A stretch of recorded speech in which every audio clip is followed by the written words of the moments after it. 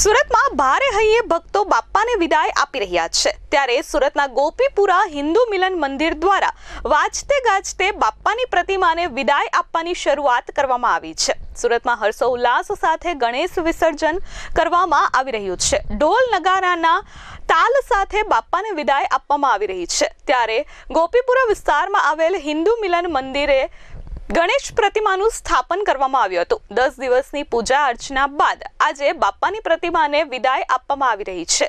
નાના બાળકો અને ભક્તો મોટી સંખ્યામાં વિસર્જન યાત્રામાં જોડાયા છે। બેન્ડ વાજા સાથે બાપ્પાને વિદાય આપવામાં આવી રહી છે।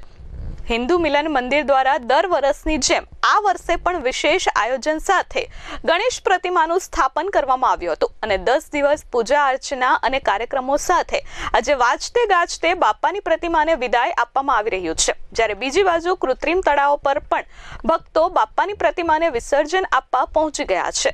ભારે હૈયે લોકોની આંખોમાં આંસુ દેખાઈ રહ્યા છે।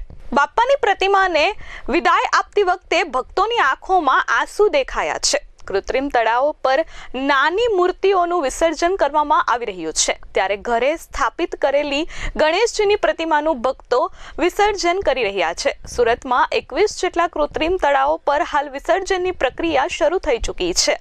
કૃત્રિમ તળાવો પર તમામ તૈયારીઓ સુરત મહાનગરપાલિકા દ્વારા કરવામાં આવી છે જેથી કરી ભક્તોને કોઈ પણ જાતની અગવડતા ન પડે અને કોઈ પણ ગંદકી ન ફેલાય તે માટે પણ કૃત્રિમ તળાવ પર વિવિધ આયોજનો કરવામાં આવ્યા છે। આ સાથે પૂરતો પોલીસ બંદોબસ્ત પણ ગોઠવવામાં આવ્યો છે જેથી કરી કોઈ અનિચ્છનીય ઘટના ન બને।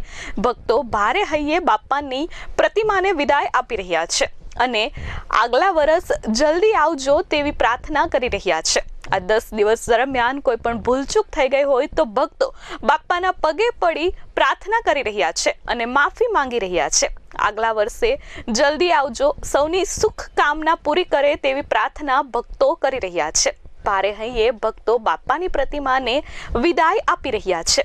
સુરતમાં ગણેશ વિસર્જનને લઈ સુરત મહાનગરપાલિકા અને સુરત પોલીસ દ્વારા તમામ તૈયારીઓ કરવામાં આવી છે। સુરતમાં 1 લાખ જેટલી શ્રીજીની પ્રતિમાનું સ્થાપન કરવામાં આવ્યું છે જેમાં મોટી મૂર્તિઓ દરિયાકાંઠામાં અને નાની મૂર્તિઓ માટે કૃત્રિમ તળાવો બનાવવામાં આવ્યા છે।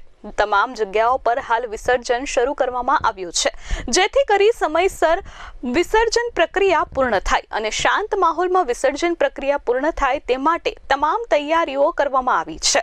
વહેલી સવારથી જ ભક્તો બાપ્પાની પ્રતિમાને વિદાય આપવા પહોંચી રહ્યા છે અને બાપ્પાની પ્રતિમાને વિદાય આપતી વખતે ભક્તોની આંખમાં આંસુ દેખાયા છે। Bureau report S24 news Surat.